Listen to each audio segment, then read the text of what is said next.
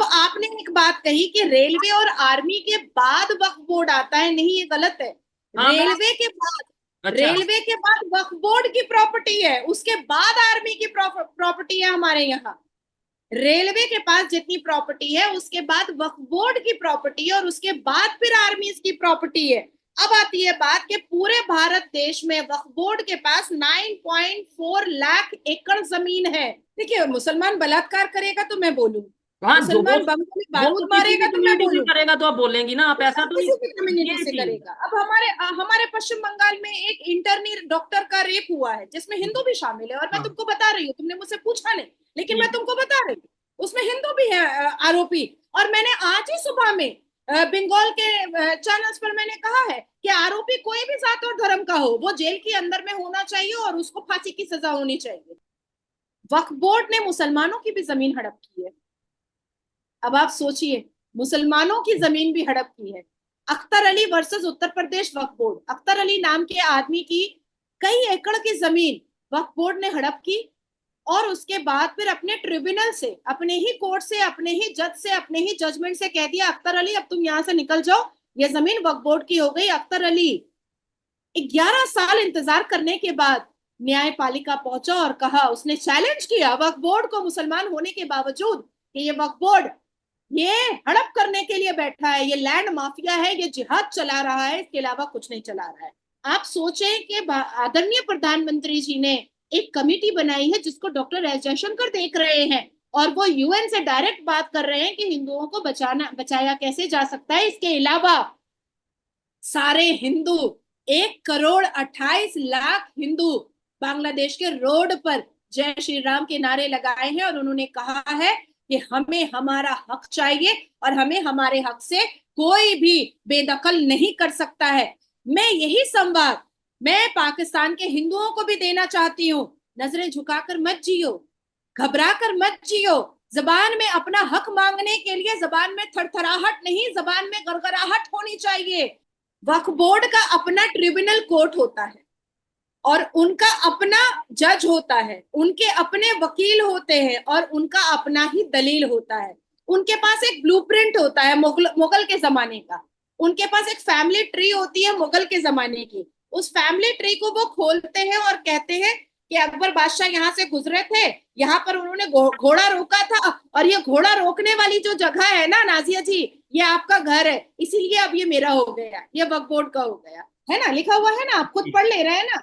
लेकिन ये किताब हमारे भारत के लॉ के स्टूडेंट्स को नहीं पढ़ाया जाता है, उसकी बिल्कुल क्या, नहीं पढ़ाया जाता है, छुपा के रखा जाता है।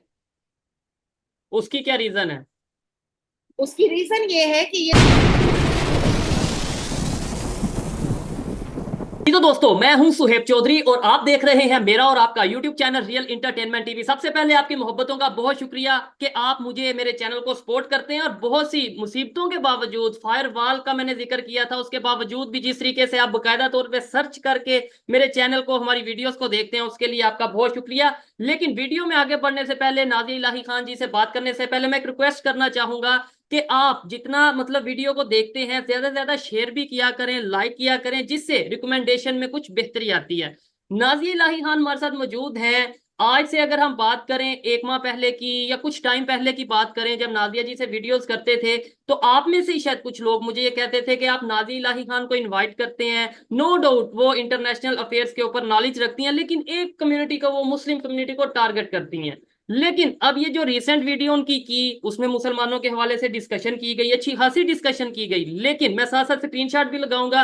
नीचे कमेंट बॉक्स में बहुत से मुस्लिम, इंडियन मुस्लिम ने खास तौर पे कमेंट किया कि नाज़िया इलाही खान की वीडियो सुन के या उनकी बातें सुन के हम में चेंज आने लगा है, हम समझ ले सुधरने लगे हैं। इसी के ऊपर भी बात करेंगे। वक्फ बोर्ड, इंडिया का जो वक्फ बोर्ड है, और मतलब इसके अंदर भी इंडियन पार्लियामेंट के अंदर शायद कोई बिल पेश होने जा रहा है जिसमें वक्फ बोर्ड के अंदर चेंजिंग्स आने वाली है, इसके हवाले से भी बात करेंगे। अस्सलाम वालेकुम नाज़िया जी। जय जगन्नाथ, हर हर महादेव, भारत माता की जय, वालेकुम अस्सलाम रहमतुल्लाह अलैहि व बरकातुहू। नाज़िया जी, उम्मीद करता हूँ आप बेहतर होंगी। देखने में तो बिल्कुल आप फ्रेश और बिल्कुल एनर्जेटिक लग रही हैं। अच्छा, मैं पता नहीं, मुझसे सबको ही पूछते हैं कि क्या खाती हो भाई जो रात के 2 बजे, 3 बजे, 4 बजे, क्योंकि हम मैंने और तुमने शोएब रिकॉर्डिंग जो है सुबह के 4 बजे भी की है। ऐसे ही है, तो ऐसे ही। अच्छा देखो और हम अच्छा, अपने काम से बहुत मोहब्बत करते हैं ना शोएब, तो हम एनर्जेटिक हो ही जाते हैं। ठीक है। इवन मैं देखने वालों को बताता चलूं, वैसे तो ये टॉपिक से हट के चीजें हैं। नाजिया जी से अक्सर मैं ये पूछता हूँ, नाजिया जी जरा लाइट को आप स्लो कर लें, डिम कर लें। आपका जो आपकी साइड से स्क्रीन है वो ज्यादा शाइन वाली आ रही है, मेरी साइड से स्क्रीन डार्क आ रही है। लेकिन वो कहती है मैं तो सिंपल मोबाइल से रिकॉर्डिंग कर रही हूँ। अब ये झूठ बोलती हैं या सच बोलती हैं, ये आप लोग बताइएगा। मुझे तो थोड़ी हैरत अच्छा होती है। शोएब, मैं मोबाइल से भी रिकॉर्डिंग नहीं कर रही होती हूँ, मैं लैपटॉप ऑन करके बैठी भी होती हूँ। तो मैं लैपटॉप, मेरे लैपटॉप से जुड़ी हुई हूँ तुमसे। अच्छा तो फिर आप डेफिनेटली आपने लाइट जरूर लगाई होगी, मतलब लेकिन चले। नहीं, आई स्वेयर नहीं, देखो कहीं पर लाइट नहीं है, मैं पूरा अभी रूम दिखा सकती हूँ। भाई अल्लाह ने अच्छी शक्ल सूरत दी है, इसके लिए अच्छा मैं अल्लाह की और अपने माँ बाप की बहुत शुक्रगुजार हूँ। चले, जबरदस्त हो गया। नाजिया जी, वक्फ बोर्ड के हवाले से बात करेंगे। 2-4 दिन से मैं देख रहा हूँ इंडियन मीडिया पे, खासतौर पे देख रहा हूँ कि कुछ चेंजिंग्स आने वाली हैं वक्फ बोर्ड के अंदर। और उसमें मैंने जब थोड़ी सी रिसर्च की, मैं देख के हैरान रह गया। वो लोग जो ये कहते हैं कि जुल्म जुल्म जुल्म तशद्दुद और बड़ा इंडिया के जो मुसलमान हैं उन्हें दबाया जा रहा है, मैं एक दफा देख के हैरान रहा। और देखने वाले मेरी इस चीज को कमेंट बॉक्स में बताइएगा कि मैंने जो रिसर्च की या जो मैंने देखा ठीक बोल रहा हूँ या गलत बोल रहा हूँ। जो इंडिया के टॉप 3 डिपार्टमेंट्स हैं, जिसमें आप बात कर लें अगर इंडियन मिलिट्री की, इंडियन आर्मी की, उसके बाद आई थिंक रेलवे की, और उसके बाद जो सबसे ज्यादा प्रॉपर्टी, जो सबसे ज्यादा जगह किसी डिपार्टमेंट या किसी बोर्ड के पास मौजूद है, किसी महकमे के पास मौजूद है, तो वो वक्फ बोर्ड है। मतलब ये एक छोटी बात नहीं है मेरी नजर में एज ए पाकिस्तानी। ये इसके ऊपर भी बात करेंगे।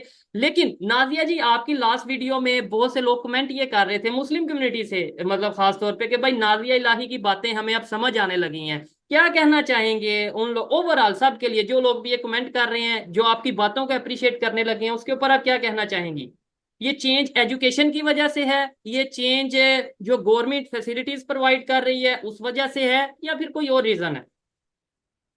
ऐसा है शोएब कि हमारे भारत देश में ना जितने भी मौलाना मौलवी टाइप या पीर बाबा टाइप के लोग हैं, उन्होंने हमेशा हमारी मुस्लिम कम्युनिटी को गुमराह रखा था। उनको उनके हक के बारे में बताया ही नहीं था, उनको लड़ना सिखाया ही नहीं था, उनको अपने हक के लिए आवाज उठाना सिखाया ही नहीं था। जन्नत, 72 वर्जिन हूर, 4 शादी, इस्लामिक तालीम, इसी में गोल गोल घुमा करके हमारे आने वाली मुस्तकबिल को खराब करने की कोशिश में लगे हुए थे। मैंने आईना दिखा दिया मुसलमान नौजवानों को कि तुम्हारा ये हक है, क्या है? तुम मांगो, मैं तुम्हारे साथ साथ खड़ी हूँ। तुम देश के आदरणीय प्रधानमंत्री को बोलो कि मेरी बेटियों को तुम आईएएस आईपीएस बनाओ, मैं तुम्हारे साथ रोड पर खड़ी रहूंगी। तुम देश के प्रधानमंत्री को बोलो कि मेरे मुसलमान बेटे को तुम आप आर्मी ऑफिसर बनाइए, उस डिमांड को पूरा करवाने के लिए मैं तुम लोगों के साथ खड़े रहूंगी। तो कहीं ना कहीं मुसलमानों को यह एहसास हो रहा है कि नाजिया यही चाहती है कि मेरे देश के मुसलमान शिक्षित हो जाए और वो अपने हक के लिए आवाज खुद उठाए, किसी का सहारा लेने की जरूरत नहीं है। ऐसे ही। और इवन कुछ लोगों को ये अगर मिसकंसेप्शन जाती थी, या कुछ आपकी वीडियो से, आपकी बातों से ऐसा लगता था कि ये टारगेट किया जा रहा है, अब शायद उन लोगों को समझ आ रही है कि नहीं, मतलब ना तो मुसलमानों को गलत कहा जा रहा। क्या आप ओपनली कहती हैं कि मुसलमान गलत हैं? मुझे बताएं, आपने आपने कभी आज तक ये बोला जी मुसलमान गलत हैं? देखिए, मुसलमान बलात्कार करेगा तो मैं बोलूं, हाँ, जो मुसलमान बम में वो तो बारूद किसी भी मारेगा तो मैं कम्युनिटी से बोलूं, करेगा तो आप बोलेंगी ना, आप वो ऐसा सब तो नहीं। किसी भी कम्युनिटी ये से चीज करेगा। अब हमारे पश्चिम बंगाल में एक इंटर्नी डॉक्टर का रेप हुआ है जिसमें हिंदू भी शामिल है, और मैं हाँ तुमको बता रही हूँ, तुमने मुझसे पूछा नहीं लेकिन मैं ठीक है। तुमको बता रही हूँ, उसमें हिंदू भी है आरोपी।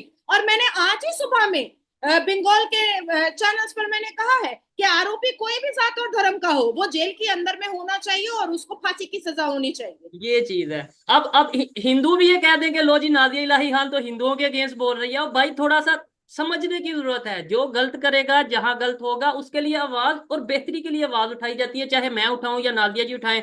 नादिया जी, खैर इस चेंज को देख के मुझे भी खुशी हुई। उम्मीद करता हूं कि मेरी बातें भी मेरी कम्युनिटी के लोग, मेरे पाकिस्तानी समझें और पाकिस्तान में भी चेंज आए। वक्फ बोर्ड को थोड़ा सा नादिया जी एक्सप्लेन करिएगा, पहले मेरे लिए भी और देखने वालों के लिए भी, फिर उसके लिए उसके बाद मेरे पास कुछ सवालात हैं वो मैं आपको आपसे करूंगा वक्फ बोर्ड को लेके।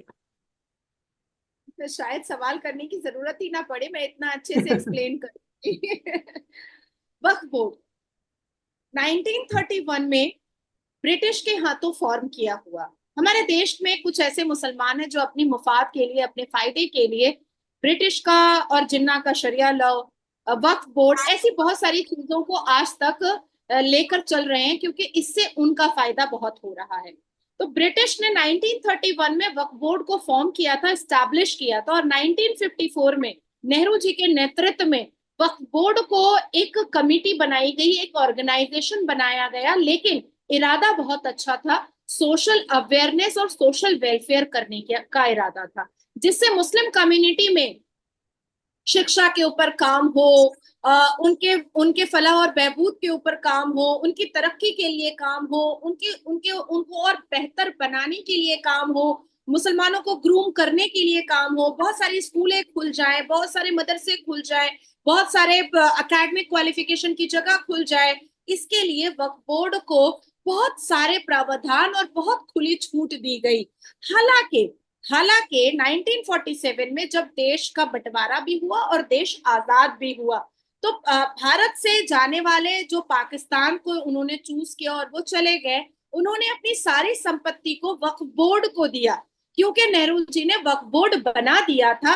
तो इसलिए उन्होंने सारी संपत्ति अपनी वक्फ बोर्ड को दी, ताकि भारत में रहने वाले मुसलमानों को किसी भी चीज की कोई भी तकलीफ ना हो। लेकिन पाकिस्तान के एरिया में जो हिंदू रहते थे और उन्होंने जब भारत को चूज किया, तो उन हिंदुओं की संपत्ति को पाकिस्तान के सरकार ने कब्जा कर लिया और वहां के हिंदुओं के मदद के लिए उस संपत्तियों को बिल्कुल भी नहीं रखा, और ऐसी कोई बोर्ड नहीं बनाई जो उनको बनाकर देनी चाहिए थी हिंदुओं को। क्योंकि आपने जैसे खुद ही एक्सप्लेन कर दिया कि हिंदुस्तान में यानी 1947 से पहले ही मुसलमानों के लिए वक्फ बोर्ड मौजूद था, लेकिन जब 1947 के बाद पाकिस्तान और हिंदुस्तान अलग अलग हुए तो यहाँ पे कोई ऐसा बोर्ड, कोई ऐसी मतलब कोई ऐसी ऑर्गेनाइजेशन, कोई ऐसी फाउंडेशन मौजूद नहीं थी कि भाई जहाँ पे हिंदू कम्युनिटी ये कह जाती कि ये हम इनके हवाले करते हैं। इसलिए मैं थोड़ा सा ये क्लियर करता चलूं, ये बताता चलूं, पाकिस्तान गवर्नमेंट का ये स्टांस रहा कि भाई यहाँ से हिंदू कम्युनिटी जा रही है,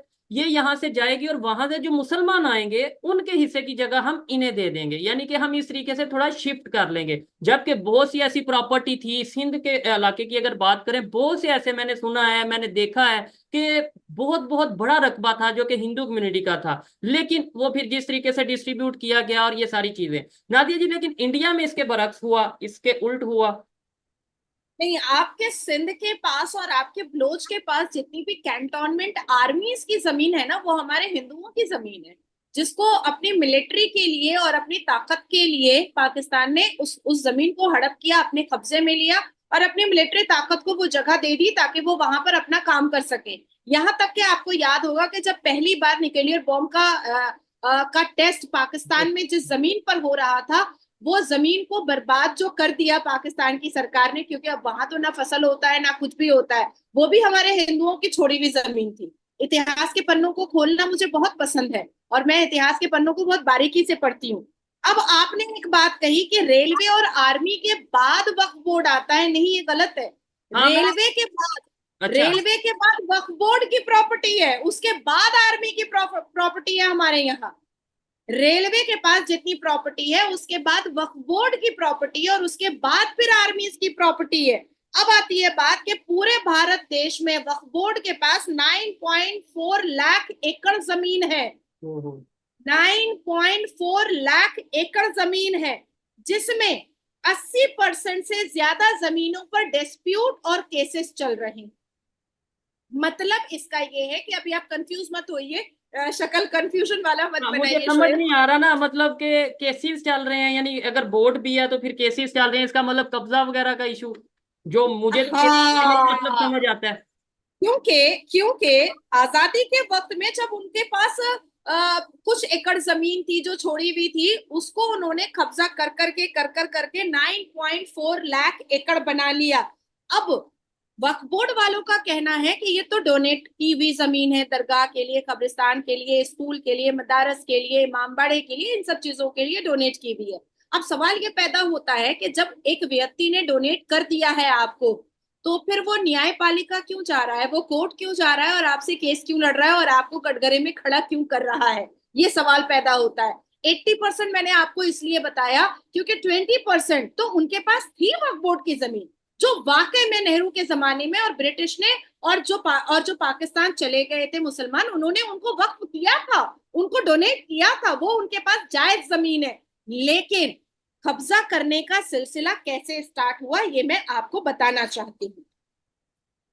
वक्फ board the second largest land holder in Bharat, the second largest land holder, उन्होंने फोर्सिबली हमारे भारत के लोगों की जो जमीन हड़प की है उसका आंकड़ा है 17.99 लाख एकड़ कब्जा की हुई जमीन है वक्फ बोर्ड के पास।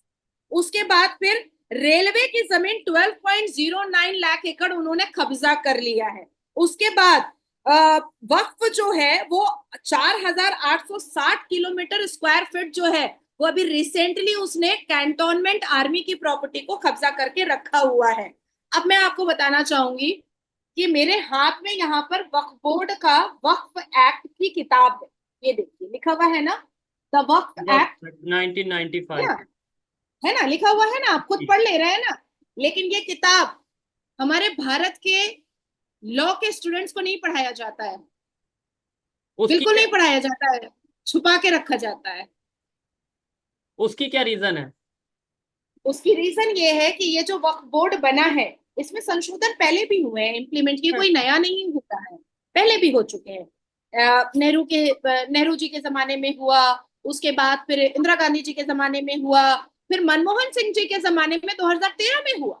और 2013 में उनको इतने बड़े बड़े प्रावधान दे दिए गए उनके वोट को, मुसलमानों के वोट को आकर्षित करने के लिए, जो नहीं करना चाहिए था। अब देखिए इसी वक्फ बोर्ड एक्ट, इसी किताब से मैं पढ़ रही हूं, चैप्टर 3 है और सेक्शन नंबर 12 है, power of central government to make rule.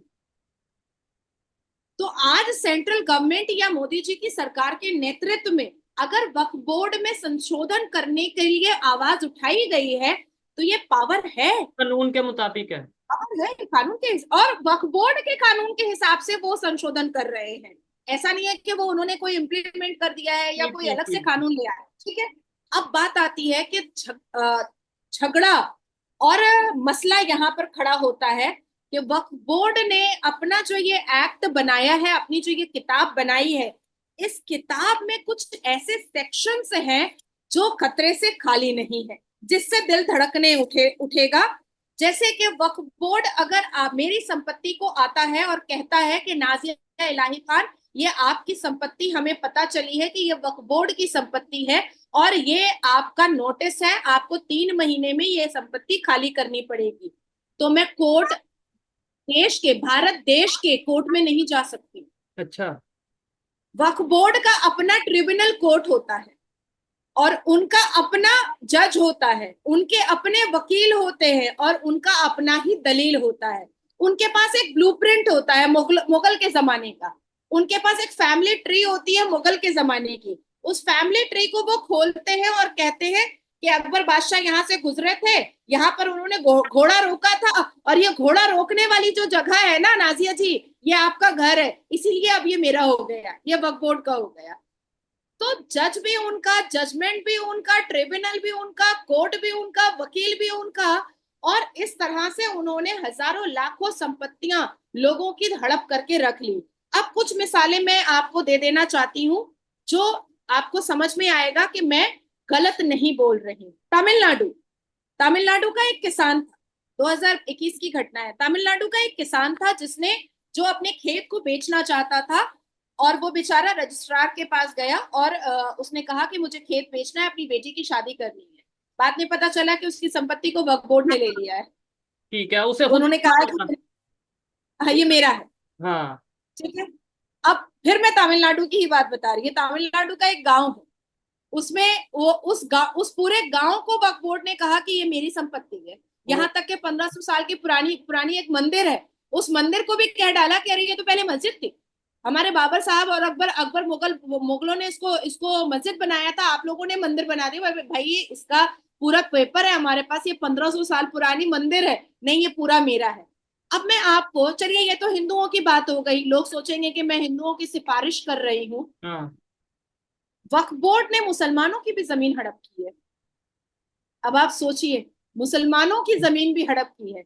Akhtar Ali versus Uttar Pradesh Waqf board, Akhtar Ali नाम के आदमी की कई एकड़ की जमीन वक्फ बोर्ड ने हड़प की, और उसके बाद फिर अपने ट्रिब्यूनल से, अपने ही कोर्ट से, अपने ही जज से, अपने ही जजमेंट से कह दिया अख्तर अली अब तुम यहां से निकल जाओ, ये जमीन वक्फ बोर्ड की हो गई। अख्तर अली 11 साल इंतजार करने के बाद न्यायपालिका पहुंचा और कहा, उसने चैलेंज किया वक्फ बोर्ड को, मुसलमान होने के बावजूद, कि ये वक्फ बोर्ड ये हड़प करने के लिए बैठा है, ये लैंड माफिया है, ये जिहाद चला रहा है, इसके अलावा कुछ नहीं चला रहा है। फिरोज खान वर्सेस उत्तर प्रदेश वक्फ बोर्ड, फिरोज खान साहब की जमीन, इन्होंने 4 साल लड़ाई लड़ी। ठीक है। अब इसके बाद आती है अनीस आयशा, मैं सबके जजमेंट को लेकर के बैठी, ये कोर्ट नाजिया के जी, जजमेंट को। ये वक्फ बोर्ड पूरे इंडिया में का एक मतलब वो बोर्ड है, या हर एक स्टेट का अपना अपना अलहदा से वक्फ बोर्ड होता है? ये मुझे थोड़ा सा क्लियर करिएगा, क्योंकि ऐसा होता है ना कि किसी स्टेट में कोई गवर्नमेंट, किसी स्टेट में कोई गवर्नमेंट, तो वक्फ बोर्ड भी फिर उस हिसाब से, या पूरे इंडिया का एक वक्फ बोर्ड है, फिर आगे उसने अपने ऑफिस या जो भी एक। पूरे इंडिया का एक वक्फ बोर्ड है, और उसके बाद फिर उन्होंने अपनी अपनी शाखाएं बना करके रखी हैं हम्म। 28 राज्यों में। ऐसे ये कहते हैं, चिल्लाते हैं कि हम मुसलमान 20 करोड़ की आबादी में, पर शिया वक्फ बोर्ड अलग है और सुन्नी वक्फ बोर्ड अलग। अच्छा। ठीक है। ठीक है। अब इन्होंने सिर्फ हिंदुओं की जमीन या आर्मी की जमीन या रेलवे की जमीन नहीं हड़प की है, इन्होंने मुसलमानों की भी जमीन हड़प की है। और खास करके वक्फ बोर्ड की नजर मुसलमान बेटियों की जमीन पर सबसे ज्यादा होता है। जैसे ए अनीस आयशा, इन्होंने बहुत लंबी लड़ाई लड़ी है वक्फ बोर्ड के खिलाफ। ए हसना, इन्होंने बहुत लंबी लड़ाई लड़ी है वक्फ बोर्ड के खिलाफ। निजहत यास्मीन, इन्होंने बहुत लंबी लड़ाई लड़ी है वक्फ बोर्ड के खिलाफ। उसके बाद फिर अनीस फातिमा बेगम, इन्होंने पश्चिम बंगाल कोलकाता में बहुत बड़ी लड़ाई लड़ी है वक्फ बोर्ड के खिलाफ। उसके बाद फिर सलमान खान, ये हैं आपके तमिलनाडु के, इन्होंने बहुत बड़ी 2023 में इनको जजमेंट मिला है इनके फैसले पर, इन्होंने बहुत बड़ी लड़ाई लड़ी है वक्फ बोर्ड के खिलाफ। शहनाज परवीन वर्सेस मध्य प्रदेश वक्फ बोर्ड, इन्होंने वक्फ बोर्ड के खिलाफ बहुत लंबी लड़ाई लड़ी है कि इनकी जमीन को हड़प कर लिया गया है। वक्फ बोर्ड की कुरीतियां अभी आप सुनेंगे तो आपकी आंखें फट जाएंगी। वक्फ बोर्ड, इलाहाबाद हाई कोर्ट के अंदर एक मस्जिद थी, बहुत पुरानी मस्जिद थी, वहां पर जो मुसलमान वकील होते थे वो नमाज पढ़ने के लिए जाते थे। अचानक से एक दिन सबने देखा कि वक्फ बोर्ड ने हरा हरा बोर्ड लगा दिया और कहा कि ये तो वक्फ बोर्ड की जमीन है। हम्म। अब सारे जो बाकी के वकील थे वो खड़े हो गए, कहे कि हमें आपत्ति नहीं है कि यहाँ पर मस्जिद है, आप नमाज पढ़ रहे हैं, आप यहाँ पर खुतबा कर रहे हैं, आप यहाँ पर जमात खड़ी कर रहे हैं, हमें कोई आपत्ति नहीं है, और बरसों से यहाँ पर था, आप करें, लेकिन आप इसको वक्फ बोर्ड की संपत्ति बोल करके कोर्ट के अंदर की जमीन को आप हड़प नहीं कर सकते हैं। अब क्या हुआ कि अब वक्फ बोर्ड जो है उनको आंखें दिखाने लगा, आंखें दिखाने लगा तो वकील भी भाई वकीलों से आंखें दिखाकर और उंगली उठा करके बात कभी नहीं किसी को करना चाहिए। अब उन्होंने एक याचिका दायर कर दी, और याचिका में इलाहाबाद हाई कोर्ट के जज ने कहा कि भैया अब तुम ये मस्जिद ही हटाओ। अब वक्फ बोर्ड वाले अकड़ गए, बोले नहीं, हम तो, ये तो वक्फ बोर्ड की जमीन है, हम तो हटाएंगे ही नहीं, हमारे तो मुगलों ने छोड़ करके गए हैं ये जमीन। ये मामला चला गया सर्वोच्च न्यायपालिका, मतलब भारत के सबसे बड़े the honourable supreme court of India में। सुप्रीम कोर्ट ऑफ इंडिया ने जब इंटरवीन किया तो सुप्रीम कोर्ट ने कहा बेटा हटा लो मस्जिद, इज्जत से हटा लो, क्योंकि अब तुमने गलत कर दिया। तब जा करके वक्फ बोर्ड ने एक रिक्वेस्ट की याचिका डाली और कहा कि ऑल्टरनेट में हमको कोई जगह दे दीजिए मस्जिद बनाने के लिए। तो ये तरीका होता है वक्फ बोर्ड वालों का वक्फ की जमीन को हड़पने का, और इसको चलाने वाले मात्र 200 लोग हैं पूरे भारत में, मात्र 200 लोग। ठीक हो गए, तो वो फिर कितने 2017 में, हम्म। 2017 में, अच्छा ये चीजें क्वेश्चन मार्क और डाउटफुल कब हुई? 2017 में ये वक्फ बोर्ड के जो मेंबर बैठे हुए हैं और चेयर पर जो सब कोई बैठे हुए हैं, इनकी आपस में लड़ाई हो गई थी। आपस में लड़ाई कैसे हुई कि कुछ मुतवल्ली, आप तो समझ रहे हैं मुतवल्ली, लेकिन बिल्कुल भारत ऐसा ही के है, व्यूअर्स मस्जिद को का जो समझाने जी। के लिए, मुतवल्ली मतलब मैनेजर, मैं उसने क्या किया था कि मुतवल्ली मैनेजर ने कुछ संपत्तियों को बेच डाला अपने पर्सनल इंटरेस्ट के लिए, अपने पर्सनल फायदे के लिए। कुछ मुतवल्लियों ने वक्फ बोर्ड की संपत्ति में घर बना करके अपनी बेटी को जहेज में दिया। कुछ मुतवल्लियों ने उस वक्फ बोर्ड की संपत्ति को बेच करके अपने बेटे को विदेश भेजा पढ़ाई करवाने के लिए। तो आपस में लड़ाई हुई, और आपस में जब लड़ाई हुई तो ये बात चर्चाएं आम पर आई कि जो वक्फ बोर्ड बनाया गया था कि वो मुसलमानों के सोशल वेलफेयर के लिए काम आएगा, वो वक्फ बोर्ड में 200 लोग अपनी हुक्मरानी रख करके और अपने आप को शहंशाह समझ करके अपनी पर्सनल अय्याशी और अपनी पर्सनल लैविश लाइफ में इस्तेमाल कर रहे हैं। यहाँ तक के शोएब, मैं आपको ये भी बताती चलूं कि वक्फ बोर्ड की कई संपत्ति असदुद्दीन अवैसी ने भी हड़प करके रखी हुई है और उसके भी चीथड़े अब उड़ रहे हैं और वो जवाब नहीं दे पा रहा है। अब आती है बात वक्फ बोर्ड की कि अगर वक्फ बोर्ड ने मुसलमानों के सोशल वेलफेयर के लिए बना था, अगर वक्फ बोर्ड ने सोशल वेलफेयर के लिए काम किया होता तो क्या सच्चर कमीशन की रिपोर्ट के हिसाब से भारत के मुसलमान दलित से पीछे होते शिक्षा में? नहीं हो। मुसलमान आज खुद ही मुसलमान चिल्लाता है ना, मुझसे मुझसे बातचीत करने से पहले आप लोग क्या सुनते थे कि भारत में मुसलमानों को बहुत अत्याचार किया जा रहा है, उनको खाने को नहीं है, उनको उनको पहनने को नहीं है, उनको रहने को नहीं है। तो आप इसी मुसलमान के पास जब 9.4 लाख एकड़ जमीन है, 200 करोड़ से ऊपर का रेवेन्यू आ रहा है, आप सरकार से पैसा ले रहे हैं, तो फिर मुसलमान नंगा भूखा क्यों है? तो फिर मुसलमान जाहिल क्यों है? अब उसकी वजह मैं आपको बताती हूँ, ये भी सुनिए गौर से।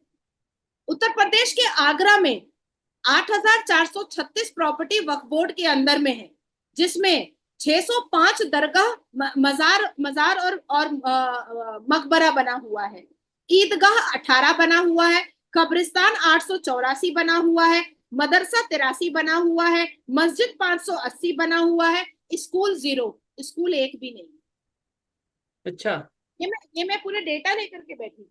ठीक है, लेकिन अब मेरे ख्याल से जिस तरीके से अब लोग खास तौर पे अगर हम बात करें एजुकेशन की अहमियत को जानने लगे, मेरे ख्याल से अब थोड़ा ये चेंज आता नजर आएगा आने वाले टाइम में। नादिर जी, इधर दो चीजें हैं, एक मेरे पर्सनल माइंड में भी क्वेश्चन आया है और शायद बहुत से लोगों को खास तौर पे पाकिस्तान से माइंड में आएगा जब वो ये वीडियो देखेंगे, तो इसलिए मैंने सोचा क्वेश्चन कर लूं।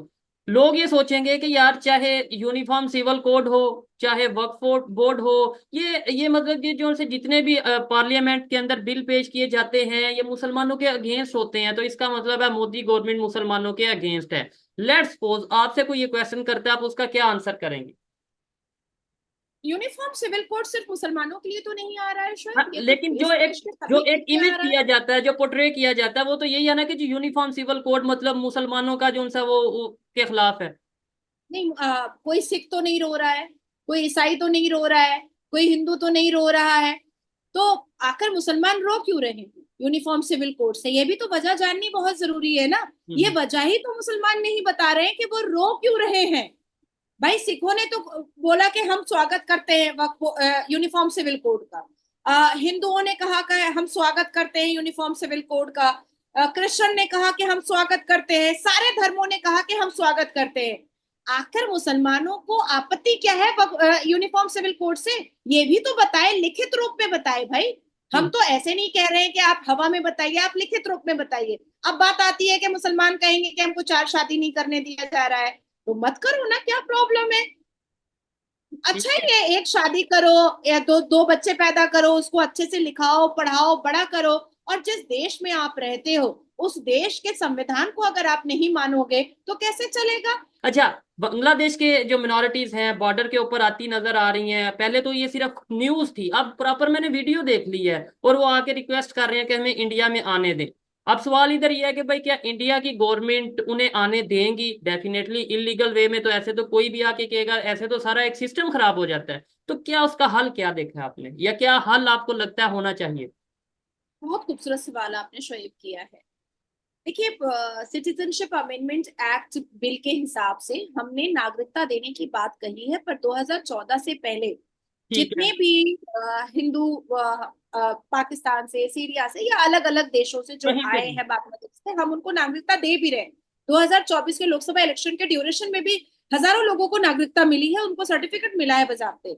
लेकिन अब बात यहाँ पर मान सम्मान की आ चुकी है। ये जो वीडियो है, जो लोग नदी के रास्ते से या जंगल के रास्ते से, जाहिर सी बात है मरता क्या नहीं करता। इंसान अपने जान को बचाने के लिए, अपने अपनी बहू बेटी की आबरू को बचाने के लिए कुछ भी करने को तैयार हो जाता है। लेकिन आपने कल कल से लेकर आज तक में बांग्लादेश के ढाका के रोड पर, बांग्लादेश की गलियों में हरे कृष्ण हरे रामा का आपने आपने आवाज सुना होगा। जी आपने लोग ढाका के रोड पर आपने जय श्री राम का आवाज सुना होगा। मैंने और मेरे जो बड़े नेता हैं जैसे योगी जी, हम लोगों ने कहा कि अपने अधिकार को मांगना समझो, सीखो कैसे मांगा जाता है अपना अधिकार। आ जाना ये कायरता की निशानी होगी। हम तो आपको सेव करेंगे, हम अपने अपने भारत में आपको शरण देंगे, लेकिन इलीगल तरीके से नहीं देंगे। वो तो आप बॉर्डर पॉसिबल क्रॉस करके आएंगे और हम आपको रख लेंगे, ये नहीं हो सकता है। आप सोचें कि आदरणीय प्रधानमंत्री जी ने एक कमेटी बनाई है जिसको डॉक्टर एस जयशंकर देख रहे हैं, और वो यूएन से डायरेक्ट बात कर रहे हैं कि हिंदुओं को बचाया कैसे जा सकता है। इसके अलावा सारे हिंदू, 1,28,00,000 हिंदू बांग्लादेश के रोड पर जय श्री राम के नारे लगाए हैं और उन्होंने कहा है कि हमें हमारा हक चाहिए और हमें हमारे हक से कोई भी बेदखल नहीं कर सकता है। मैं यही संवाद मैं पाकिस्तान के हिंदुओं को भी देना चाहती हूँ। नजरें झुकाकर मत जियो, घबरा कर मत जियो। जबान में अपना हक मांगने के लिए जबान में थरथराहट नहीं, जबान में गड़गड़ाहट होनी चाहिए। आपकी आवाज नीची नहीं, आपकी आवाज ऊंची होनी चाहिए। आपके अंदर डर नहीं, आपके अंदर जोश होना चाहिए कि आप अपना हक मांग रहे हैं। आप जो लोग ईरान में हिंदू रह रहे हैं, जो अरब में हिंदू रह रहे हैं, जो पाकिस्तान में हिंदू रह रहे हैं, जो अफगानिस्तान में हिंदू रह रहे हैं, जो श्रीलंका में हिंदू रह रहे हैं और जो बांग्लादेश में हिंदू रह रहे हैं, उन हिंदुओं को अब अटल होना पड़ेगा। अब उन हिंदुओं को यूनाइट होना पड़ेगा, उन हिंदुओं को अपनी आवाज उठानी पड़ेगी। कब तक अपनी आंखों के सामने अपनी बहु बेटियों को लुटता हुआ देखेंगे? कब तक अपनी मंदिरों को, अपने देवी देवताओं को चूर होता हुआ देखेंगे और टूटता हुआ देखेंगे? इसलिए हमने उनको कहा हम आपके साथ, यूएन को हम आपके लिए खड़ा करेंगे और आप खड़े होइए और अपना हक मांगिए। यहां तक के मैंने राष्ट्रपति को चिट्ठी लिखी है और मैंने यूएन को चिट्ठी लिख करके मैंने मेल भी किया है कि बांग्लादेश में हिंदुओं को कोई तकलीफ ना हो, इसके लिए हिंदू देश वहां पर एक अलग एरिया बना करके दिया जाए जिसकी हिफाजत कोई पुलिस ना करे, बल्कि उसकी हिफाजत मिलिट्री और आर्मी करे, और भारत की आर्मी उस बांग्लादेश के हिंदू देश की हिफाजत करेगी। इसकी जिम्मेदारी मैं ले रही हूँ। ठीक है, इसके ऊपर आपने लास्ट वीडियो में भी डिस्कशन की थी और मैं इस चीज से, जो इन्होंने बोला है कि मिनॉरिटीज चाहे बांग्लादेश के हों, चाहे पाकिस्तान के हों, चाहे कहीं किसी ईरान के हों, सऊदी अरेबिया, दुनिया के किसी कंट्री के भी, इवन इंडिया की भी अगर बात करें, इंडिया में भी जो मिनॉरिटीज हैं, मुसलमान हैं, कोई भी लोग हैं, किसी भी कंट्री के हैं, अपने हक के लिए आवाज उठानी चाहिए और जो भी किसी भी कंट्री का कानून है उस कानून के मुताबिक आपको काम करना चाहिए। जितने भी लोग हैं जो ये समझते हैं कि भाई इंसानियत, हालांकि अक्सर लोगों से नादिया जी पूछा जाता है कि भाई आप क्या कहना चाहेंगे, हिंदुओं पे जुल्म होना चाहिए, वो कहते हैं नहीं होना चाहिए। तो भाई अगर आपको ये लगता है नहीं होना चाहिए तो उसके लिए आप बोल लो, आप बात करो कि भाई ये हो रहा है, गलत हो रहा है। बात करने में आप ये समझते हो कि नहीं यार मैं बात करूंगा ये समझा जाएगा हिंदुओं को सपोर्ट कर रहा है, वैसे आप दिल में सोचो या माइंड में सोचो कि ऐसा नहीं होना चाहिए, उसका शायद ऐसा फायदा भी नहीं है। लेकिन ये मेरी पर्सनल ओपिनियन थी। इस वीडियो में जितनी भी बातें की गई, जितनी भी गुफ्तगू की गई, नाज़िया इलाही ने जो गुफ्तगू की वो उनकी अपनी पर्सनल ओपिनियन थी, मैंने जो सवालात किए या जो बातें की वो मेरी पर्सनल ओपिनियन थी। आप मुझसे या नाज़िया इलाही खान से एग्री और डिसएग्री कर सकते हैं। आपको अगर किसी भी टॉपिक पे, किसी भी चीज पे कोई इशू हो, आप डिबेट कर सकते हैं। इसके लिए मेरा प्लेटफॉर्म, नाज़िया जी की वीडियो पे मैं खास तौर पे कहता हूँ कि मेरा प्लेटफॉर्म हाजिर है। आप इनसे चाहे 1 to 1 डिबेट करें, मैं भी बीच में नहीं आऊंगा। आप 1 to 1 डिबेट करें, मुझसे चाहे डिबेट करें। तो इसी पर वीडियो को वाइंड अप करते हैं। आपको ये वीडियो कैसी लगी कमेंट बॉक्स में जरूर बताइएगा। मिलते हैं नेक्स्ट वीडियो में, तब तक के लिए पीस आउट, अल्लाह हाफ़िज़।